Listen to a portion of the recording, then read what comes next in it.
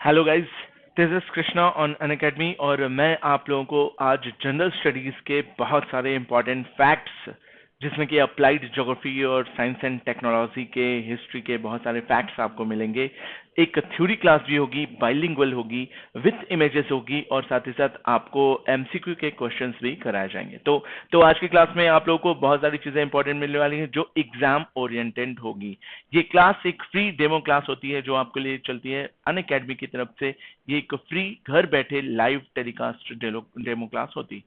जिसको इसको सब्सक्रिप्शन लेना है वो मेरा कोड लगाए कृषि 007 और अभी इसकी डिटेल्स में बताऊंगा कि किस तरह से आप 10% डिस्काउंट पा सकते हैं। तो चलिए आइए देखेंगे जिन बच्चे को लगता है कि हाँ हमें NDA, air force, section by group और नेवी जो कि 17.5 से 19.5 साल के बीच के बच्चे होते हैं, बहुत गजब का जोश होता है उनके अंदर। इन बच्चों के लिए और खास तौर पर डिफेंस के एग्जाम मैच्योर और सीनियर बच्चों के लिए जो 21 से 25 साल की आयु पूरी कर रहे होते हैं और ये ग्रेजुएटेड या अंडर ग्रेजुएशन में हो रहे होते हैं। तो वो बच्चे जो सीडीएस की प्रिपरेशन करना चाहते हैं, एफ कैट, सीएपीएफ और टेरिटोरियल आर्मी की प्रिपरेशन करना चाहते हैं, उन सारे बच्चों के लिए ये क्लास डिफेंस लेवल की अनअकैडमी की वाईफाई की जो क्लासेस चल रही होती है उनके लिए बहुत बेनिफिशियल होती है। तो जिन बच्चों को लगता है कि लिटरली हाँ अब समय आ गया है कि देश की सेवा करनी है, तो वो अनअकैडमी से जुड़िए, एक बहुत बड़ी ब्रांड से जुड़िए जिसमें आपको बहुत अच्छे वेल ग्रूम्ड और वेल एजुकेटेड टीचर्स और वेल ट्रेन्ड टीचर्स आपको मिलेंगे, जिसमें आपको बहुत सारी चीजें डिटेल बताई जाएंगी। आपको ये एक मौका मिलता है कि जिसमें आप अपने टॉप एजुकेटर से डिस्कशन भी कर सकते हो। एक तरह की हर प्लस में हमारी डाउट क्लियरिंग सेशन लग रही होती है। अगर आपको लगता है कि हाँ हमें टीचर से डिस्कशन करना है तो टीचर से जुड़ने के लिए आपको एक टेलीग्राम लिंक भी दिया जाएगा, आपको उस ग्रुप में जोड़ा जाएगा और टीचर से डिस्कशन कर सकते हो। अपने टीचर को खुद जाने रहो कि वो जो आपको पढ़ाने बैठे हैं वो मेंटर एजुकेटर कितने एक्सपीरियंस्ड हैं। तो मैं अपने बारे में बता दूं, मैं कृष्णा, मैं 5 साल का नेवी जो है एक्सपीरियंस लेकर बैठा हूँ। 5 साल सर्व किया है मैंने सीडीएस 2009 19 एसएसबी शकरगढ़ इलाहाबाद से मैंने क्वालिफाई किया था। एसएसबी रिकमेंडेड हूँ। मुझे 9 से 10 साल की टीचिंग एक्सपीरियंस है। हिस्ट्री, ज्योग्राफी, इंग्लिश और एसएसबी एक्सपर्ट रहा हूँ। ठीक है, मैंने बहुत से स्टेट लेवल के भी एग्जाम्स क्वालिफाई किए हुए। तो आपको पढ़ने का मौका मिलता है अनअकैडमी ढूंढ ढूंढ कर बहुत सारे टीचर्स को एक बहुत बड़े प्लेटफॉर्म्स पर लेकर आया, जहां पर आपको दौड़ भाग कर किसी टीचर, किसी दूसरे शहर, किसी दूसरे राज्य जाने की कोई जरूरत नहीं। Everything will be on one platform and that is Unacademy. तो चलिए, अगर आप लाइव सब्सक्रिप्शन लाइव क्लासेस देखना चाहते हो, सब्सक्रिप्शन लेना चाहते हो, तो पहले तो डेमो क्लासेस करो। डेमो क्लासेस 2 3 4 आपको करके खुद समझ में आ जाएगा कि हाँ अब हमें जो है समय आ गया है सब्सक्रिप्शन लेने का। और अगर आप सब्सक्रिप्शन लेते हो तो आपको घर बैठे लाइव क्लासेस, टीचर्स के साथ इंटरेक्शन, अगर नहीं कर पाते तो आपको रिकॉर्डेड क्लासेस और साथ ही साथ वो टेस्ट सीरीज और क्विज मिलती है। हर चौथा प्लस का क्लास जो हमारा होता है, every fourth class of our plus subscription class is a doubt clearing session. ठीक है, आपको जो 3 दिन पढ़ा, हर चौथे दिन हम लोग उस पर एक्सरसाइज और डाउट के क्वेश्चंस पूछते हैं। तो हमेशा याद रखिएगा कि अगर आपको लिटरली जो है एग्जाम निकालना है तो एक स्ट्रक्चर्ड कोर्स की जरूरत है, डेली क्लासेस की जरूरत है, चाहे संडे हो, चाहे सैटरडे हो, चाहे वीकेंड हो। एवरी डे हमारे यहाँ टीचर्स क्लासेस लेते हैं। ठीक है, और आप जो चीज पढ़ते हो उस चीज का लाइव टेस्ट भी दो, उस चीज पर क्विज की प्रैक्टिस भी करो। और साथ ही साथ आपको जब सब्सक्रिप्शन लेते हो तो अनलिमिटेड एक्सेस मिलता है, means all educator with all subject. Is that clear? तो ये चीज हमेशा ध्यान रखिए कि अनअकैडमी पर अगर आप सब्सक्रिप्शन लेते हो तो आपको आखिर क्या बेनिफिट्स हैं। तो आइए चलिए, जब कभी भी आप लाइव क्लासेस में जाते हो किसी टीचर के तो देख रहे होते हो बहुत सारे टीचर्स होते हैं, तो it's a random option for you. Offline में क्या होता है कि आपको ऑप्शंस नहीं मिलते, लेकिन ऑनलाइन में क्या होता है कि आपको ऑप्शंस मिलते हैं। अगर आपको इस टीचर से नहीं समझ आ रहा तो आप दूसरे टीचर स्विच कर जाओ। ऐसे बहुत सारे एजुकेटर्स हमारे यहाँ एक ही टाइम पर भी क्लासेस लगाते हैं कि अगर आपको इनकी क्लासेस नहीं पसंद तो आप दूसरे की क्लासेस कर लो। तो हमारे यहाँ सुबह 4 बजे भोर से लेकर रात में 12 1 कभी कभी 2 बजे तक भी क्लासेस चलती हैं। जो बच्चे जिस समय प्रॉपर टाइम पाए उस समय बैठकर स्टडी करना शुरू कर दें। तो is that clear what I was telling about the qualities of Unacademy subscription? अगर आपको लगता है कि हाँ लिटरली फंडामेंटल ड्यूटीज में भी ऐसा कहा गया है, और डीपीएसपी सुना होगा, कॉन्स्टिट्यूशन फंडामेंटल ड्यूटीज और डीपीएसपी में भी कहा गया है कि देश की सेवा करने के लिए आपको देश के आह्वान करने पर एकदम तत्पर रहना चाहिए। तो सारे युवा जो 17.5 से लेकर 25 साल तक के हैं, जिंदगी में एक बार आर्मी के लिए जरूर ट्राई करिए। मेरी बात मानिए, इतने में, इसी ड्यूरेशन में ही आप इतने वेल मैनर्ड और वेल प्रिपेयर्ड हो जाओगे, वेल ग्रूम्ड और वेल एटिकेटेड हो जाओगे कि आपको किसी भी और एग्जाम की प्रिपरेशन करने की जरूरत नहीं होगी। वैसे तो अगर अच्छे से लगन से लग जाओ और एसएसबी को भी ध्यान में रखो तो प्री और एसएसबी निकालना बहुत आसान हो जाता है। बहुत बच्चे सिलेक्शन पाए हमारे यहाँ से। ठीक है, तो खैर चलिए, बहुत सारे रैंडम ऑप्शंस आपको मिलते हैं लाइव क्लासेस करने के। जैसे अगर आपको मानस सर की क्लास करनी है रीजनिंग की तो आप यहाँ पहुंच जाओ। अगर आपको लगता है कि नहीं हमें अभी मॉक टेस्ट देना है तो आप पहुंच जाओ सिद्धांत शर्मा की क्लास में। ऐसे बहुत सारे ऑप्शंस आपको मिल जाएंगे। ठीक है, तो चलिए आइए मैं एक प्रोसेस भी बता देता हूँ। जो बच्चे सब्सक्रिप्शन लेना चाहते हैं वो Unacademy learning app play store से अनअकैडमी लर्निंग एप्लीकेशन डाउनलोड करें, पसंद करें, मैनेज करें अपना गोल। अगर वो एनडीए परचेज करते हैं तो उनको एनडीए के साथ साथ एयरफोर्स और नेवी फ्री में मिल जाता है और साथ ही साथ इसमें एसएसबी की बहुत सारी क्लासेस मिल जाती। ठीक है, स्कीम्स आई हुई हैं कि हमारे यहाँ एसएसबी की क्लासेस अभी इंक्लूडेड हैं, मे बी पॉसिबल आगे चलकर सेपरेट हो जाए। तो महीने महीने पर कुछ ना कुछ नए नए ऑफर्स बच्चों के लिए, कभी मॉनसून फेस्टिवल, कभी समर फेस्टिवल, कभी होली धमाका, इस तरह से हम लोग नए नए चीजें निकालते रहते हैं। और हाँ, एक और चीज, अगर आपने एनडीए में सब्सक्रिप्शन लिया तो एक तो आपका फाउंडेशन स्ट्रॉन्ग किया जाता है, बेसिक्स क्लास 6 से लेके 12th तक की चीजें, और साथ ही साथ उन्हीं सारी चीजों को और एडवांस लेवल पर, जैसे मैथमेटिक्स है, इंग्लिश है, जनरल अवेयरनेस है, science, current affairs, geography, reasoning, Indian economics, everything will be there including only one subscription. ठीक इसी तरह से जैसे एनडीए के बच्चों के लिए है, उसी तरह से जो है सीडीएस के बच्चों के लिए भी यही सारी चीजें अवेलेबल है। अगर आप सीडीएस का सब्सक्रिप्शन लेते हो तब आपको उसमें सीएपीएफ या असिस्टेंट कमांडेंट का, साथ ही साथ एफकैट का भी जो है सब्सक्रिप्शन इनबिल्ट मिलता है। अगर आप एनडीए का सब्सक्रिप्शन ले रहे हो तो मैं रिकमेंड करता हूं कि 24 महीने वाला लो। वन टाइम पेमेंट करना होता है 8,640। ठीक है, वैसे आप अगर मेरा कोड लगाओ कृषि 007 या किसी भी अपने फेवरेट टीचर का कोड लगाओ तो उस पर 10% डिस्काउंट मिलता है। ठीक है, और हाँ, अगर आप ऐसे जोड़ोगे कि 24 महीने में तो सर मंथली कितना पड़ा, तो आप खुद देखो कि आप को क्लियर समझ में आ रहा होगा कि 360 रुपए मंथली, मतलब आप अगर पर डे का लगाओ तो मुझे ऐसा लगता है कि 10 या 11 रुपए पर डे के करीब में आपको पड़ता है, जो कि लगभग नॉमिनल है। तो अनअकैडमी हमेशा ध्यान रखिएगा कि ये बच्चों के फायदे, ऐसे बच्चे जो लिटरली पढ़ना चाहते हैं लेकिन उनके पास पैसे की भी कमी है, तो भी इस तरह की ही प्लान हमेशा उनके लिए रखता है। और मुझे नहीं लगता कि 360 रुपए महीना दुनिया में आपको पूरे भारत में कोई पढ़ा रहा होगा, वो भी कंपटीशन, वो भी इतने बड़े एजुकेटर्स से। तो एक बहुत अच्छा ऑफर चल रहा होता है, तो जरूर इसको परचेज करिए, आपके लिए काफी बेनिफिशियल होगा। याद रखिएगा मेरा कोड है कृषि 007। ठीक है, खैर वॉट एवर, ठीक यही प्रोसेस अगर आप हायर एजुकेशन की बात करें, जो सीनियर बच्चे होते हैं जो इंटर में किसी कारण से आर्मी नहीं ज्वाइन कर पाए, वो 21 से 25 साल में अपना पैशन पूरा करते हैं। ठीक है, तो उनके लिए भी वही ऑफर होता है कि अगर आप 24 महीने का लेते हो, ठीक है, तो आपको पड़ता तो है जैसे 12,800 का है, बट ये आपको पड़ जाएगा कृषि 007 कोड लगाने पर 10% ऑफ, और ये पड़ेगा 11,520। अगर इसका मंथली रेशियो निकालोगे तो ये 480 रुपए पड़ता है। वो एनडीए से थोड़ा महंगा है बट बहुत ज्यादा महंगा भी नहीं। ठीक है, तो दिमाग में ध्यान रखिएगा कई स्लॉट्स हैं। अगर आपको 1 महीने के अंदर ही सारी प्रिपरेशन कर लेनी है, आपको लगता है कि आप सुपर ब्रिलियंसी के साथ कर सकते हैं विथ नोट्स, तो बहुत अच्छे, लेकिन मैं रिकमेंड करता हूं कि 1 साल या 24 महीने वाला लो।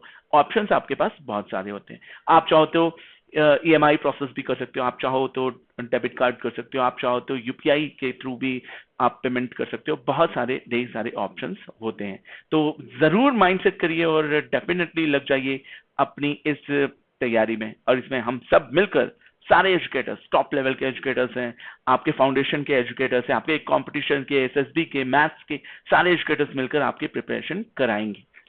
तो आ जाइए, कुछ और बातें बता दूं कि अगर आपको लगता है कि सर हमें कंटेंट्स, पीडीएफ या ये सब चीजें भी डाउनलोड करनी है, तो आप मेरा कोड यूज करके स्टेप वाइज स्टेप, मेरा कोड ये होगा आप स्टेप वाइज स्टेप कंटेंट्स भी डाउनलोड कर सकते हो। और साथ ही साथ अगर आपको लगता है कि हमें क्विज सर होस्ट जो कराते हैं, आपका एजुकेटर, आपका मेंटर आपके लिए क्विज होस्ट कर रहा होता है, तो क्विज को ओपन करने का भी स्टेप्स आपको इजीली यहां पर दिया हुआ है। एक एक स्टेप वाइज स्टेप चलिए और क्विज में पार्टिसिपेट करिए। ये क्विज की क्वालिटी ये होती है कि आपको ऑल ओवर इंडिया के, चाहे वो साउथ का सेक्शन हो, नॉर्दर्न ईस्टर्न हो, गुजरात महाराष्ट्र का सेक्शन हो, चाहे वो आपका जम्मू कश्मीर का सेक्शन हो, चाहे वो उत्तर प्रदेश या फिर मध्य प्रदेश या बिहार का सेक्शन हो, ऑल ओवर इंडिया के बच्चे एक प्लेटफॉर्म पर टेस्ट दे रहे होते हैं। आप ये जज कर पाते हो कि बाकी सारे बच्चों की प्रिपरेशन कैसी है, क्योंकि हमारे पास एक ऑप्शन होता है लीडर बोर्ड। लीडर बोर्ड में हम ये चेक कर लेते हैं कि आपने कितनी क्विकली आंसर दिया, कितनी एक्यूरेसी के साथ दिया, और बाकी लोगों से आपकी रैंक क्या चल रही, जिससे आपको काफी मदद मिलती है अपनी प्रिपरेशन को एक लिटरली सही वे में चेक करने की।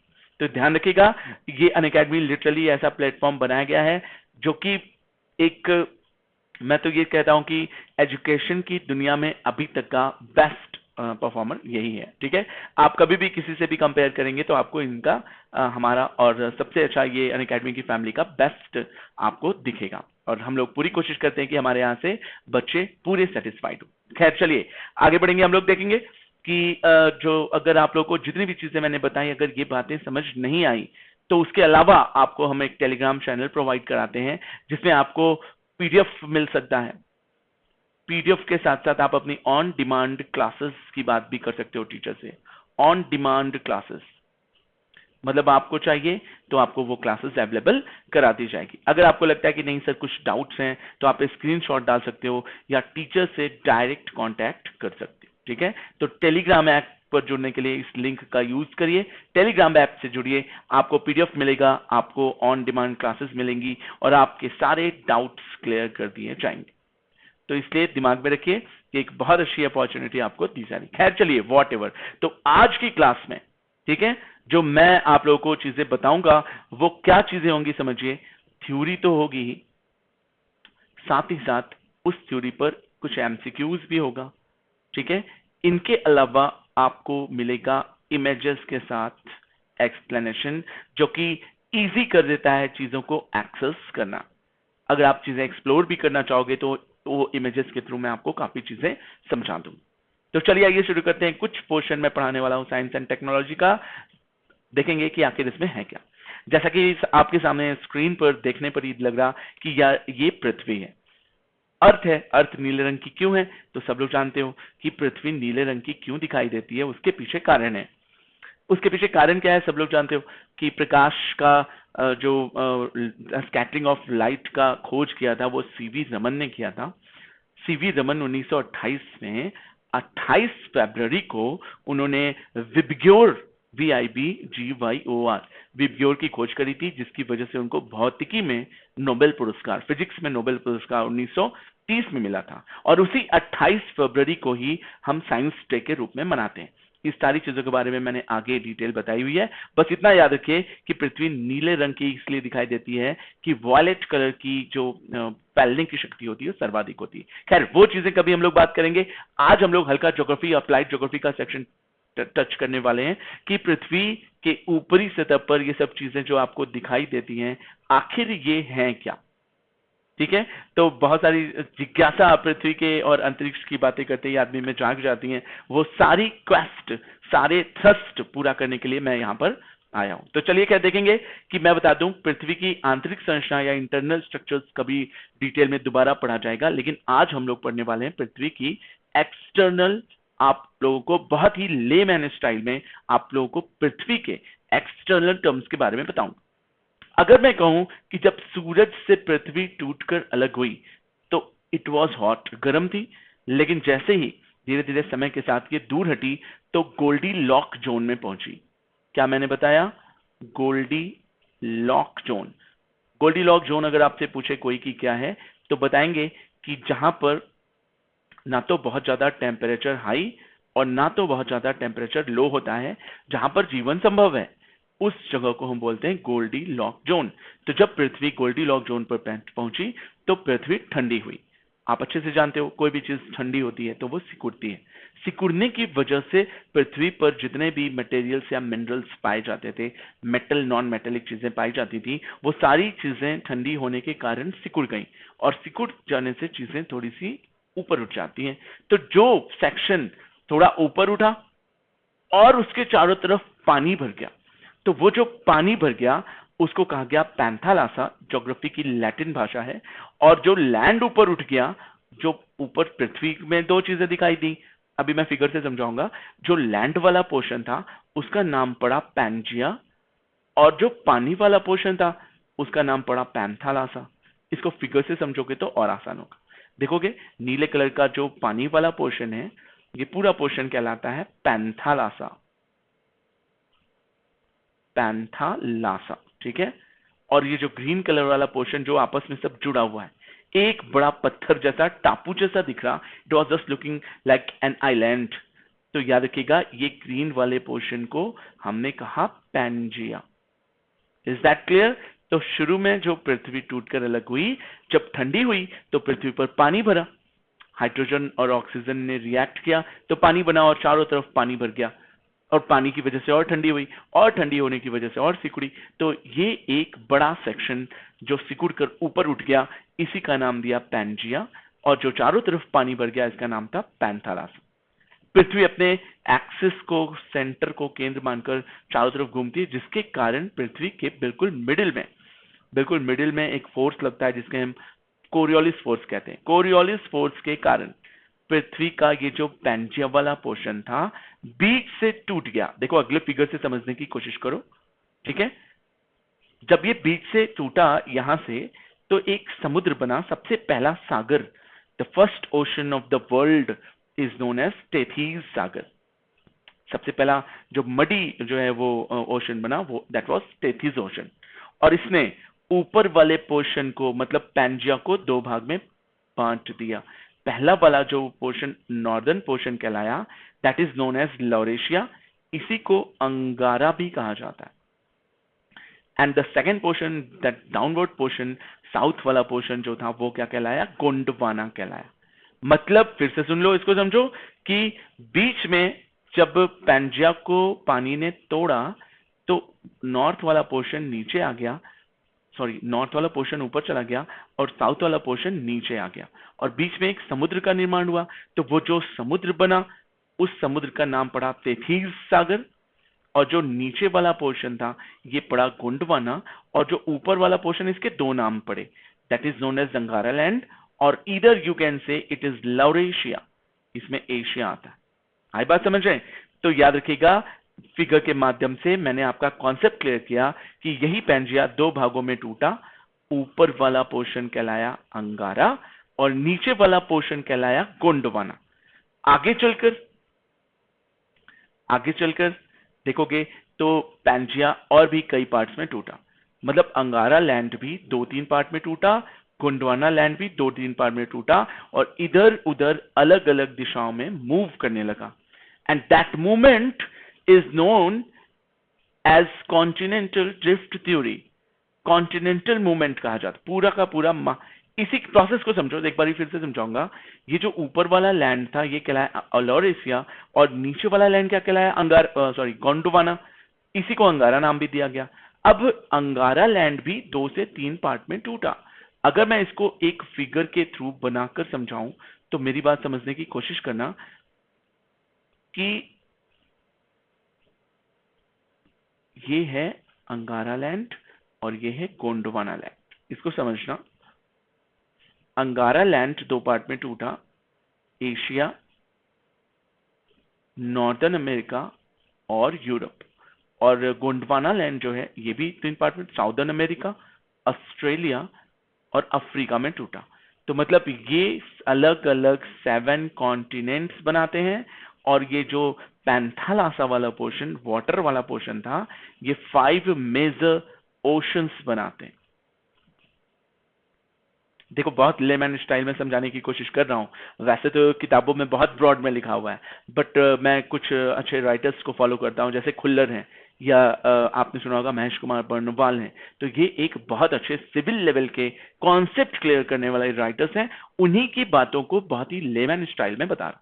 तो इज दैट क्लियर? तो कॉन्टिनेंट्स कैसे बने? ये कॉन्टिनेंट्स इधर की तरफ अलग अलग दिशाओं में मूव कर रहे हैं, लेकिन ये शुरू में पहले जिग्सॉफिट हुआ करते थे, पैंजिया नाम दिया गया था। यही पैंजिया टूटकर कॉन्टिनेंट्स बनाया, और कॉन्टिनेंट की अलग अलग दिशाओं में मूवमेंट को ही हम क्या बोलते हैं?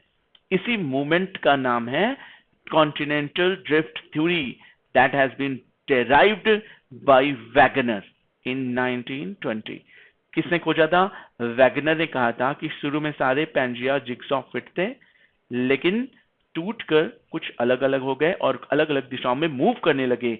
इन्हीं की वजह से ही वर्ल्ड में अर्थक्वेक आता है, ठीक है, एंड साथ ही साथ वॉल्केनिक एरप्शन, वॉल्केनोज जो भी होते हैं वो इसी मूवमेंट की वजह से ही, क्योंकि तेजी से ये जो मूवमेंट हो रही होती है, ये अंदर के पानी से या दूसरी बॉडी से या दूसरे कॉन्टिनेंट से टकराता है, टकराने की वजह से ही अर्थक्वेक्स आते हैं, पी तरंगे, एस तरंगे और एल तरंगे निकलती हैं, और वॉल्केनिक एरप्शंस, मैग्मा के चैम्बर्स डिस्टर्ब होते हैं, जिसकी वजह से सिंडर के रूप में बहुत सारे लावा, जब एयर के कांटेक्ट में मैग्मा आता है तो उसे लावा कहते हैं।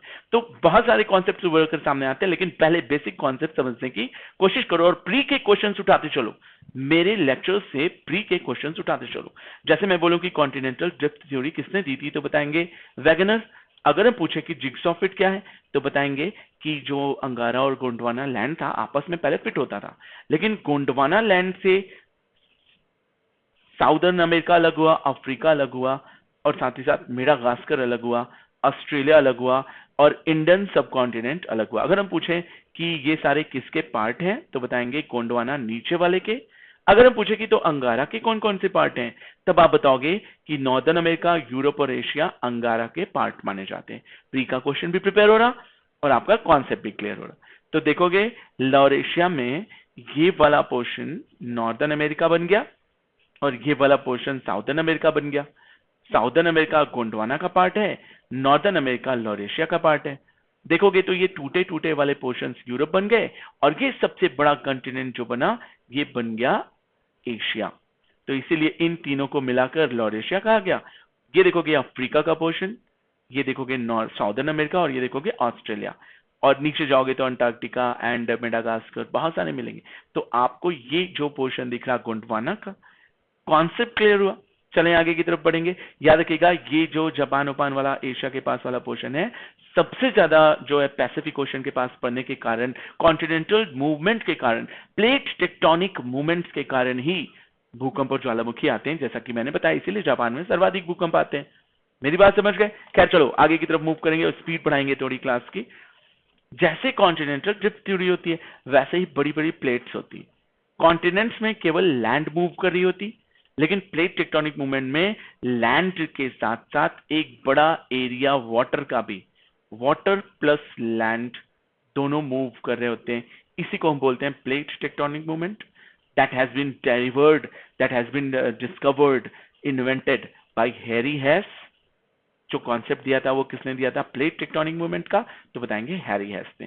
Then what is the difference between continental drift theory and plate tectonic movement, तो बताएंगे कॉन्टिनेंटल ड्रिफ्ट थ्योरी में 7 कॉन्टिनेंट्स की ही मूवमेंट की बात करता है, ठीक है, और जो प्लेट टेक्टोनिक मूवमेंट्स है वो कॉन्टिनेंट के साथ साथ अपने पास वाले ओशन एंड सीज को भी लेकर मूव करता है। यही मेजर डिफरेंट है। प्लेट टेक्टोनिक मूवमेंट एक बड़ी मूवमेंट है, इसकी खोज हैरी हेस ने करी थी। मेरी बात समझ गए?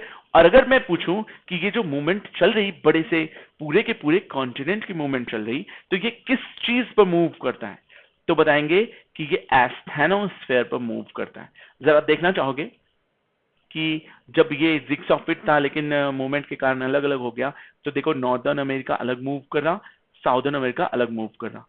इसी मूवमेंट के कारण रॉकीज माउंटेन और एंडीज माउंटेन बना, क्योंकि ये इधर से प्रेशर डाल रहा था, इधर से प्रेशर डालने की वजह से फोल्डेड माउंटेन्स बने। आई मेरी बात समझ? इधर वाला पोर्शन ज्यादा रिंग ऑफ फायर का पोर्शन कहा जाता है। ये पोर्शन जो है रिंग ऑफ फायर का पोर्शन है, क्योंकि पैसिफिक ओशन सबसे बड़ा ओशन है, और ये पोर्शन इसको इधर ढकेल रहा, और ये पोर्शन इसको इधर ढकेल रहा, जिसके कारण ऊपर से देखने पर ऐसा लगता है कि वॉल्केनोज तेजी से ब्लास्ट करे। इसी वजह से इस पोर्शन को रिंग ऑफ फायर कहते हैं। अगर हम पूछें कि रिंग ऑफ फायर आखिर क्या है, तब क्या बताएंगे? तो बताएंगे कि ring of fire volcanic eruption को ही कहते हैं। प्लेट टेक्टोनिक मूवमेंट और कॉन्टिनेंटल ड्रिफ्ट थ्योरी के कारण ही ऐसा होता है। मेरी बात समझ गए? और भी ऐसे बहुत से एक्सप्लेनेशन है, बट चलो आज टू द पॉइंट रहते हैं, और ऐसे डिटेल करूंगा तो बहुत सारी चीजें बताऊंगा।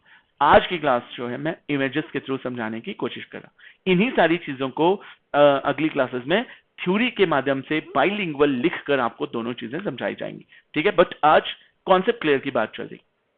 तो चलिए, जैसे देखो, अगर मैं कहूं कि ये हैं कॉन्टिनेंट्स, ठीक है, आप देखोगे जमीन के अंदर भी कॉन्टिनेंट्स है, इनके ऊपर पूरा का पूरा समुद्र है। तो ये समुद्र को लेकर जब ये पूरा का पूरा कॉन्टिनेंट एस्थेनोस्फेयर, एक तरह की जेली नुमा संरचना होती है, it's a kind of plasma, ठीक है? तो प्लाज्मा पर जब ये पूरा का पूरा कॉन्टिनेंट सरक रहा होता है, तो इस मूवमेंट को हम बोलते हैं प्लेट टेक्टोनिक मूवमेंट। लेकिन केवल अगर ये पोर्शन लैंड वाला सरकता है, तब इसको बोलते हैं कॉन्टिनेंटल ड्रिफ्ट थ्योरी।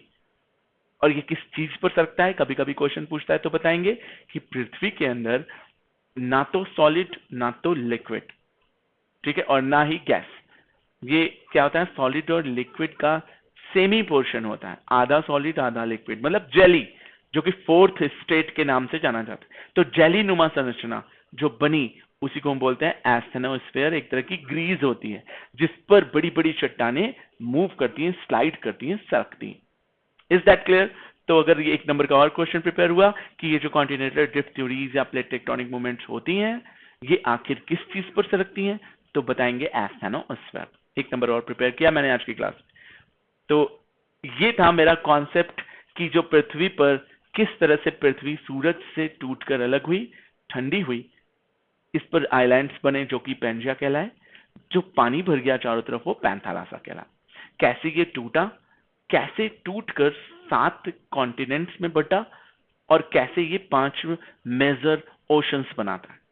ओशंस में ही यूनिसेल्युलर से मल्टीसेल्युलर जो है वो एनिमल्स डेवलप होते हैं, ह्यूमन की इवोल्यूशन शुरू होती है, ठीक है, और साथ ही साथ बड़े बड़े माउंटेन्स और रिवर्स और भी सारी चीजें फ्रेम होना शुरू होती हैं।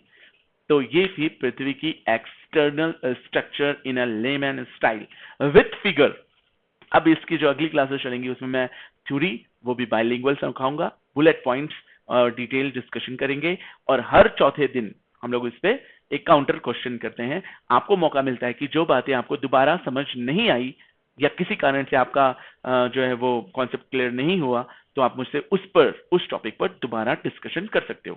That's why I am going to tell you that try to have that subscription so that you can get all these knowledge in a very easy manner. Is that clear? In a layman style. तो खैर चलिए आगे बढ़ेंगे। अब मैं एक दूसरा topic touch करना चाहूंगा। जैसा कि आपको देखकर मैंने अभी शुरुआत में बताया था कि सीवी रमन ने, ठीक है, उन्होंने भौतिकी फिजिक्स में नोबेल प्राइज पाया था क्योंकि उन्होंने 28 फरवरी जो कि साइंस दिवस के रूप में मनाया जाता है, उन्होंने स्कैटरिंग ऑफ लाइट, प्रकाश का स्कैटरिंग पर रिसर्च किया। तो उन्होंने बताया कि VIBGYOR, ठीक है, विबग्योर की खोज करी, और इसके बेसिस पर बहुत सारे क्वेश्चंस आते हैं। तो जरा समझिए कि विबग्योर क्या है, ठीक है, और हम साइंस डे कब मनाते हैं। तो जैसा मैंने बताया कि 28 फरवरी को 1928 को सीवी रमन ने खोजा विबग्योर क्या है। मतलब उन्होंने देखा कि जब कोई लाइट किसी प्रिज्म से या पानी की बूंद से होती है तो वो 7 कलर्स में बाइफोकेट हो जाती है। सबसे ज्यादा जो फैलती है वो वॉयलेट कलर फैलता है, इसी के कारण आसमान और समुद्र और पृथ्वी नीला दिखाई देता है। और जो सबसे कम फैलता है वो होता है रेड कलर। इसी की वजह से खतरे वाले जितने भी सिंबल्स होते हैं वो रेड होते हैं, क्योंकि ये तेजी से नोटिस हो जाते हैं। कम फैलता है इस वजह से, स्कैटरिंग इसकी कम है। और जो बीच में आता है ग्रीन कलर, इसी वजह से सारे जो भी हॉस्पिटल में कर्टेन होते हैं या फिर जो आई रिलैक्सिंग चीजें होती हैं वो ग्रीन होती हैं। जैसे चश्मे का आपने देखा होगा, जो लैपटॉप ज्यादा चलाते हैं या टीवी का काम ज्यादा करते हैं उनके ऊपर ग्रीन कलर की चश्मे पर लेयर चढ़ाई जाती है। तो green colour is a relaxing body, violet colour सबसे ज्यादा फैलता है इसलिए आसमान नीला दिखाई देता है। तो बहुत सारे क्वेश्चंस बनाए जा सकते हैं इससे, ठीक है, बट मैं आज उन सारी चीजों को टच नहीं कर रहा हूं, बस just want to give you an answer that Science Day is celebrated because the scattering of light has been discovered by C.V. Raman, और इन्हीं वजह से इनको फिजिक्स में पहले भारतीय हैं जिनको नोबेल प्राइज मिला था। याद रखेंगे। तो बहुत सारे ऐसे फैक्ट्स की क्लासेस जो मैं बताता रहता हूं, उसे कॉपी पेन लेकर बैठा करिए और नोट जरूर कर लिया करिए। तो ये था विबग्योर। आइए एक दो पॉइंट्स रैंडम में और पढ़ेंगे। जैसे अगर मैं पूछूं कि डार्क मैटर या फिर इसी को बोलते हैं हिग्स बोसॉन, हिग्स बोसॉन, और साथ ही साथ इसी को बोलते हैं गॉड पार्टिकल। कभी आपने सुना होगा गॉड पार्टिकल क्या है?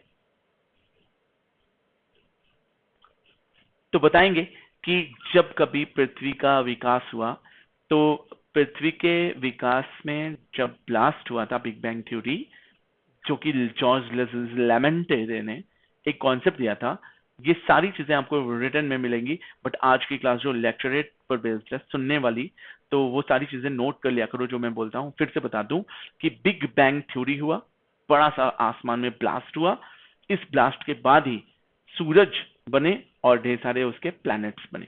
तो वो प्लैनेट सूरज के चारों तरफ घूमने लगे, और उसके बाद कहा जाता है कि एक और पार्टिकल बना, that particle is known as God particle, क्योंकि इसको पीटर हिग्स और सत्येंद्र नाथ बोस ने ढूंढा था, इसी वजह से इसका नाम हिग्स बोसॉन पड़ा।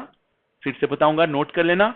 Peter Higgs and Satyendra Nath Bose, एक इंडियन थे और एक अमेरिकन थे, इन लोगों ने मिलकर जो है एक वो ढूंढा पार्टिकल, कि भैया ऐसा भी एक पार्टिकल होता है, तो उस पार्टिकल का ही नाम दिया Higgs boson. Is that clear?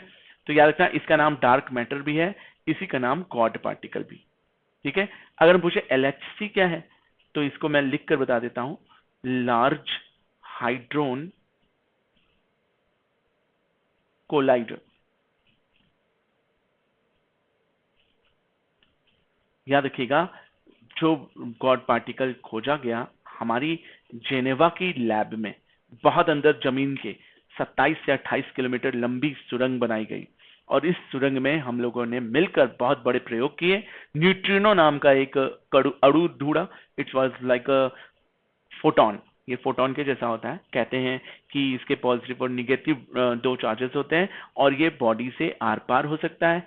कहा जाता है कि ये प्रकाश की चाल से भी ज्यादा तेज चलता है। अभी इस पे पूरी तरह से वेरिफिकेशन नहीं किया गया, क्योंकि अगर हम इसे वेरीफाई कर दें और मार्केट में लेते हैं, ठीक है, थोड़ा सा ये हाइपोथेसिस भी जाता है, ठीक है, और ये थोड़ा सा कहते हैं ना इसको एक ऐसा पैरेलल यूनिवर्स, और एक होता है अपने लोगों का टाइम ट्रेवल या फ्यूचर की बातें।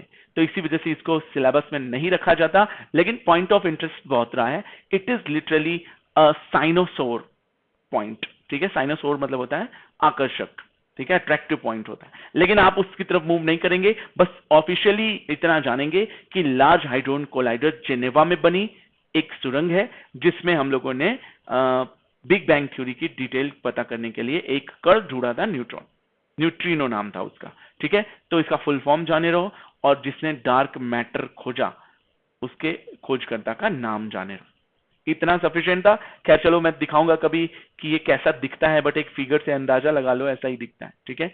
तो खैर चलिए, अगला टॉपिक जो मेरा होगा वो होगा, आपने देखा होगा कभी कभी पृथ्वी के, मैं अगला पॉइंट बता रहा हूं, ठीक है, उसको अरोरा कहते हैं, समझना।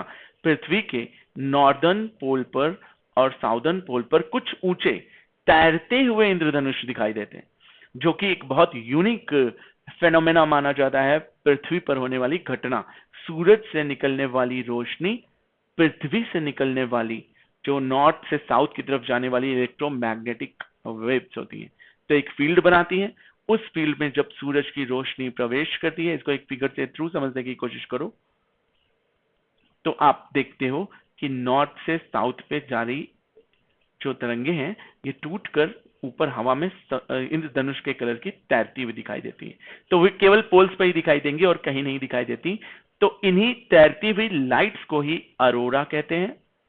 अरोरा जो नॉर्थ में पाया जाता है, ये अरोरा बोरियोलिस होता है, और साउथ में जो पाया जाता है मतलब साउदर्न पोल पर जो पाया जाता है इसको बोलते हैं aurora australis. A for australis, B for borealis, याद रखिएगा। तो इस तरह से अरोरा का फ्रेमिंग होता है। अगर आपसे पूछे कि अरोरा क्या है तो बताएंगे कि नॉर्थ और साउथ पोल पर पाए जाने वाले अलग अलग अरोरा बोरियोलिस और अरोरा ऑस्ट्रियोलिस पाए जाते हैं, जो कि सूरज की किरणों के कारण, पृथ्वी की मैग्नेटिक रेज के कारण ऊपर तैरते हुए इंद्रधनुष जैसे दिखाई देते हैं। ये भी विबग्योर का ही एक बहुत ही अच्छा एग्जाम्पल होता है। Is that clear? तो खैर चलो, और भी बहुत सारी चीजें हैं, जैसे मैं आपको दिखाऊं कि हम और भी क्या कर सकते हैं। बस it was just a demo class जिसमें मैंने ये दिखाया कि कैसे मैं इमेजेस के थ्रू, कैसे मैं आपको कुछ इंपॉर्टेंट पॉइंट, बुलेट पॉइंट्स लिखकर आपके ब्रेन के, माइंड के तंतुओं को कैसे शार्प करता हूं और आपका फाउंडेशन बहुत ही लेमैन स्टाइल में, in a very layman style, layman's style में आपको चीजें याद करा देता। ठीक है, तो खैर चलो, अब ऐसा होता है कि हमने जो टॉपिक पढ़ा उससे रिलेटेड कुछ एमसीक्यूज भी कर ले। और तो एमसीक्यूज कराने का भी तरीका मेरा अलग रहता है। जैसे मैं उसको बाइलिंगुअल रखता हूं। अगर हम पूछें कि किस विटामिन को हार्मोन भी कहा जाता है, ठीक है, तो ये आपको मैं ये ऐसे बीच बीच में हमेशा करता हूं मैं कि सारी चीजें नहीं बताता, बीच बीच में आपको कुछ होमवर्क्स भी दे देता हूं कि ये आपका होमवर्क हो गया कि I have written in the both languages, you must be bilingual proficient. अगर आपसे पूछा जाए कि किसी विटामिन को हार्मोन भी कहा जाता है और ऑप्शन दिया हो A B C D, A B C D, what will you do? तो you will have to give the right answer, it is your homework. Okay, next question सुनो। अगर हम पूछें कि अभी हाल ही में आपने देखा होगा कि कोविड-19, भैया इसका फुल फॉर्म कोई जानता है? सब लोग कोविड कोविड बोलते हो, and if you know the full form of it please tell me. तो क्योंकि ये लाइव क्लास नहीं चल रही, इसी वजह से मैं, नहीं तो मैं आपका पोल ऑन करता या मैं आपको कुछ टाइम देता कि बताओ, काउंटडाउन चलता, सारे बच्चे आंसर देते, फिर मैं आंसर बताता। बट चलो मैं अभी बता देता हूं कि कोरोना जो है, कोविड-19 को ऐसे नहीं लिखा जाता। कोविड-19 को ऐसे लिखा जाता है corona, O small, V for virus, तो V I, corona virus disease. तो इस तरह से कोविड लिखा जाता है ताकि आसानी से समझ में आए कि इसका फुल फॉर्म क्या है। तो याद रखना, कोविड का फुल फॉर्म होता है कोरोना वायरस डिजीज, क्योंकि ये नवंबर दिसंबर में आई थी 2019 में, तो इसीलिए 19 नाम रखा गया। बहुत कम लोग इस तरह से चीजों को तोड़कर समझ कर करते हैं, बहुत सारे लोग याद कर ले जाते हैं। तो इसीलिए मैंने इसको समझाया कि अब से कोविड लिखो तो इस तरह से ना लिखो, इस तरह से लिखो, that will be literally beneficial and that is the way to learn the things in very easy manner. चलो एक और क्वेश्चन करके बताओ, तो इसमें ऑप्शन कौन सा होगा? ऑप्शन होगा हमारा कोरोना वायरस डिजीज। चलो खैर वॉट एवर। अगर मैं पूछूं कि व्हाट इज एल्कैप्टोन्यूरिया, अल्कप्टोन्यूरिया एक तरह की बीमारी है, एक तरह का वायरस है, एक तरह का सुपर कंप्यूटर है, उपग्रह है कि विटामिन है? तो जस्ट आपके दिमाग को पुश करता हूं मैं कि एल्कैप्टोन्यूरिया क्या हो सकता है? बीमारी है, वायरस है, कोई सुपर कंप्यूटर, उपग्रह, विटामिन या कोई फाइटर प्लेन है? बहुत सारे ऑप्शन इसीलिए रैंडम दिए और ये क्वेश्चंस मैंने खुद से फ्रेम किया हुआ है। ऐसे बहुत सारे क्वेश्चंस फ्रेम करके लाता हूं कि बच्चों के माइंड को ट्विस्ट कर दूं। ठीक है, और ट्विस्ट होने के बाद जब आंसर बताऊंगा तो याद रहेगा। तो याद रखना, एल्कैप्टोन्यूरिया विटामिन के की लैकनेस से होने वाली एक बीमारी है, जिसमें आदमी का, पेशेंट का टॉयलेट एयर के कांटेक्ट में आने पर ब्लैकिश हो जाता है। तो इस बीमारी को ही हम बोलते हैं एल्कैप्टोन्यूरिया। देखोगे इसमें यूरिया आ रहा, तो यूरिया से याद रखोगे यूरिन, और यूरिन से याद रखोगे, ठीक है क्या, कि यूरिन काला हो जाता है, तो के से काला, ब्लैक। तो बहुत सारी इजिली टर्म्स याद हो गए होंगे। तो आज की क्लास से क्या बेनिफिट हुआ, एक आइडिया लगा? कुछ ऐसे ही बहुत सारे क्वेश्चंस हैं। ठीक है, जैसे एक और होमवर्क आपको देना चाहूंगा मैं कि भविष्य की धातु, इसको इंग्लिश में बोलते हैं द मेटल ऑफ फ्यूचर, किसको कहा जाता है? ढेर सारे ऑप्शन हैं, जरा सोचिएगा और बताइएगा। एंड आज की क्लास को खत्म करते हैं। जिन लोगों को जो है लगा कि हाँ लिटरली कुछ बेनिफिशियल है और चीजें समझ में आई, एजुकेटर ने बहुत अच्छे से चीजों को समझाया, ठीक है, और चीजें इमेज के थ्रू ज्यादा समझाई, इसलिए कि मुझे अच्छे से पता है कि चीजें समझने के लिए आपको अभी जो जिस स्टेज पर हो, युवा जो 21st सेंचुरी का है, चीजें समझने के लिए एक डायरेक्शन, एक इजी लैंग्वेज और इमेजेस का ज्यादा यूज करो। आज का जमाना है एनिमेशन इमेजेस का, तो उसी से सीख लो तो ज्यादा बेस्ट हो जाता है। जिस तरह से आपको पिक्चरें, गाने जल्दी याद हो जाते हैं, क्यों? क्योंकि वो विजुअल ऑडियो इफेक्ट होते हैं। तो ठीक इसी तरह से अनअकैडमी भी आजकल की दुनिया में बूम लेकर आया है, जो आपको चीजें बहुत अच्छे से सिखाएगा। तो चलें आज बस करते हैं। आज के लिए थैंक यू।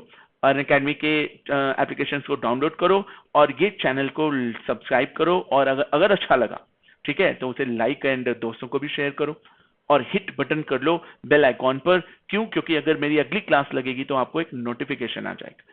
जो भी चीजें समझ नहीं आई या दोबारा चाहिए, इसका पीडीएफ चाहिए कि सर आपने इतना अच्छा समझाया, ये सारी चीजें पीडीएफ में भी चाहिए मुझे, तो टेलीग्राम लिंक जो मैंने शुरू में दिया था उससे जुड़ो। अगर जो बच्चे बाद में देखते हैं वो अपने चीजें जो डायरेक्ट नहीं पूछ पाए टीचर से, वो कमेंट बॉक्स में कमेंट छोड़ दें। सारे एजुकेटर्स 24 घंटे में 2-3 बार रिव्यू लेते हैं कि कहीं बच्चों का कमेंट तो कुछ एक्स्ट्रा नहीं पड़ा। किसी को सब्सक्रिप्शन चाहिए तो ये कोड एक बार फिर से बता दूं, कृषि 007, ठीक है, जो कि शुरू की स्लाइड्स में आपको मिल जाएगा। तो लग जाओ एक बार देश की सेवा के लिए, एक बार जरूर देश के लिए कुछ ना कुछ कोशिश करो। ठीक है, तो बस करते हैं, let's crack it. Thank you.